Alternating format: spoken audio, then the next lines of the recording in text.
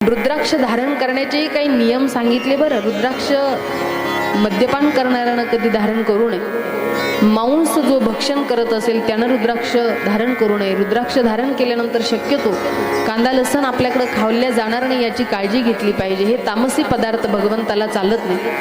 त्याच्यानंतर रुद्राक्ष नेमकं धारण केल्याने काय काय पाप जडित भस्म होतात.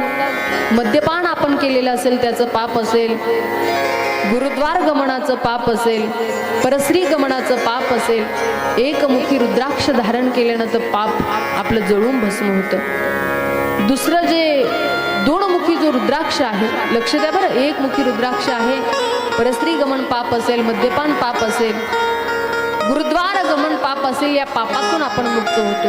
दोनमुखी रुद्राक्ष जर आपण धारण केला तो अर्ध नारी नटेश्वर भगवंताचं स्वरूप मानलं गेलेलं आहे.